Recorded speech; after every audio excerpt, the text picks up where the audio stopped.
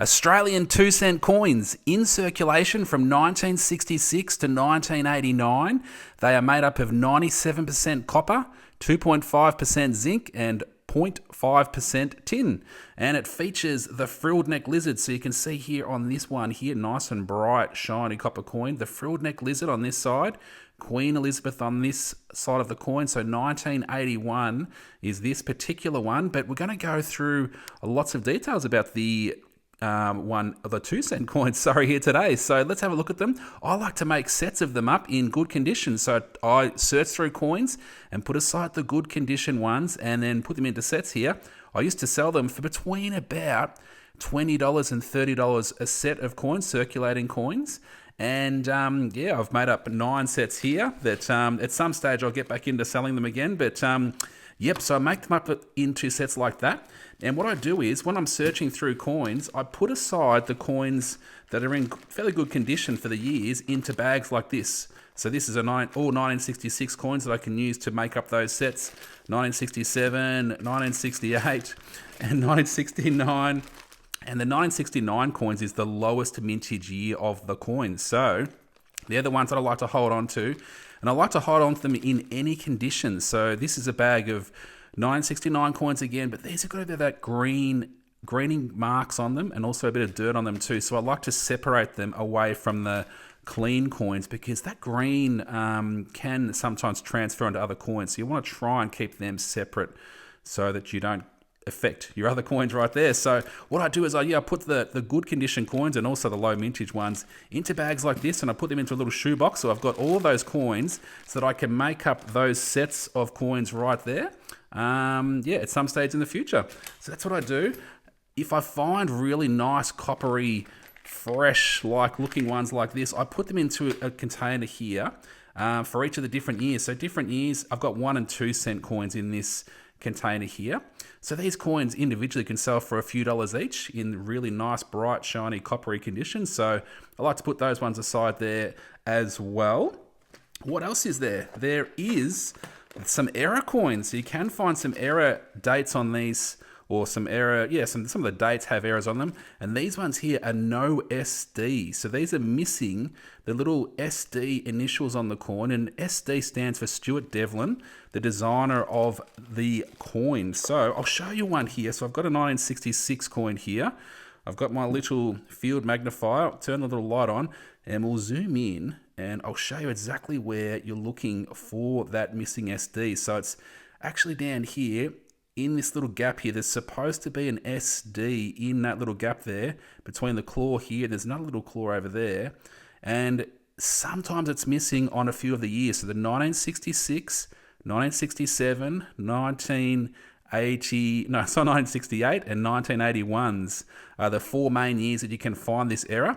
And they're all sort of different values. So the 1966s, usually around that $18 mark they can sell for. The 1967s, similar price, $18 odd. Then you've got the 1968. This is one of the lower mintage years. So 1969 is the lowest, and then 1968 is also a low mintage year. And these ones are quite hard to find with the no SD. So these can fetch up to around about that 150 sort of mark, and even above if they're in really good condition. And I've actually got one here that's got a no SD and a no foot. So there's a little foot sort of next to it that this one, it's totally missing as well. So that one's even a bit more interesting than just the missing SD. And then also you can find the missing SDs on the 1981 coins.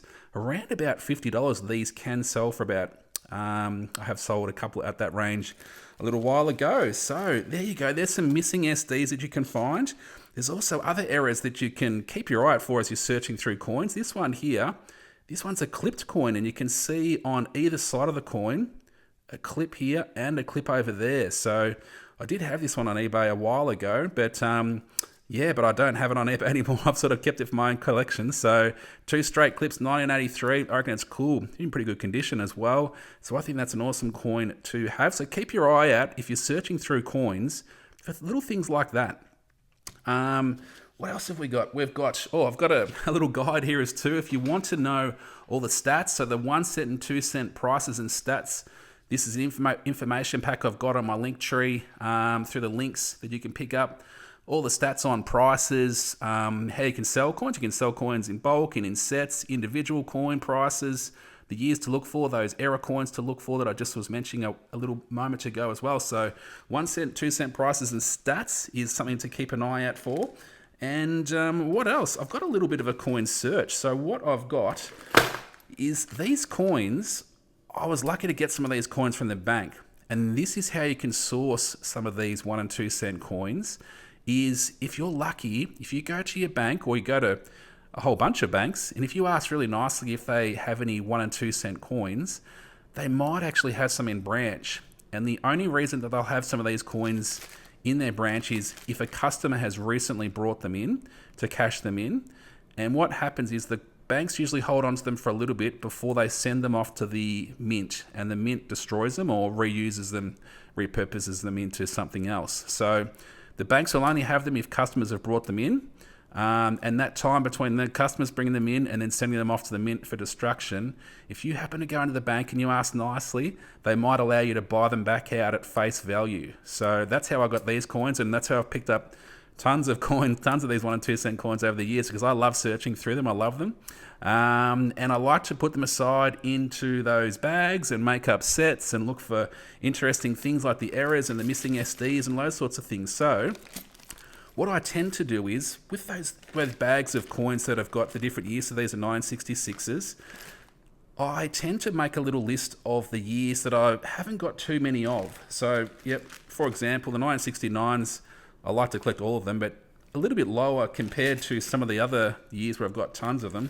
So I write down the years that I'm keeping an eye out for. So you can see on here we've got the 66 no SD, 67 no SD, 68 no SD, the 81 no SD, and then all of the other dates that I'm pretty much looking for. And I've got, 68, 69, 75, 77, 84, 88. And then I eventually wrote all 70s. So all the 70s are good to have if they're in good condition. So only if these are in quite good condition for the year of the coin. Okay, so what I might do is I'll have a little bit of a search through this bag here. I'll just do one handful so you can sort of see what I do. Because the search can take a while to go through quite a few coins. And what can happen too is you can also find coins from other countries too. So you're more likely to find coins from, say, New Zealand, and they're cool to find. But sometimes you come across coins from the US and all over the world. So here we go. Let's go. Let's look at the dates. 78. I might put that down because all the 70s. Okay, if it's got lots of scratches and things like that, I tend to put it aside into a bag. And what I do with the ones that I don't want to keep, sort of like this one here, it's got some big dings on it, not in great condition, or it might have lots of dirt on the coin. So I would put those coins into a bag, and then I'd bulk lot those coins up, and then you can sell those coins on places like eBay too in bulk lots where people use them for craft projects and all sorts of things. So bag them up into lots of, up to like 4.5 kilo, because you can send bulk lots in satchels up to 5 kilograms for a set satchel price of around about $10. So it's a good way of moving lots of heavy coins in one big hit, and you can sell them for quite a bit, actually, a lot more than face value. So put that aside, just out of the way. 75 in pretty good condition. I think I can see on the list there, I want 75, so I put 75 on the list. Lots of 83s, so 83 is a common one. So yeah, those dates like the 966, I'd flip it over and I'd sort of have a bit of a look down the bottom here for those missing SDs. And I can see here, this one, it's a bit hard to see with the naked eye, but there is a little SD initial down here. So that one is not missing the SD.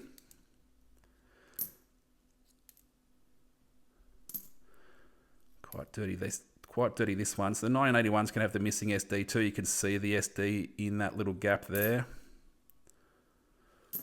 All right. 81s, yep. So again, looking for that SD on those key dates, those years that can be worth quite a bit if it's missing that key feature. This 66, this one looks like it might be a weak sort of strike on the 66 right there, but let's check it for the missing SD. I can see the little initials down there. And last coin here, a 1973. What's the condition like? It's got a bit of a knock on the side over here. I'd probably let that go. It wouldn't sort of make the grade right there. But there you go. So that is the 2-cent coins. I'm just trying to think if there's anything else that I need to cover with the 2-cent coins. They are cool. They are a cool bit of slice of Australian history. You can buy these coins from sellers on eBay if you're interested in picking up particular coins, or also sets like I used to sell as well. And at some stage I will start selling the sets again, but not right at the moment. But they are a cool coin to have if you're into collecting, and I think it's good to have at least one set of coins, one coin from each year. All right, awesome.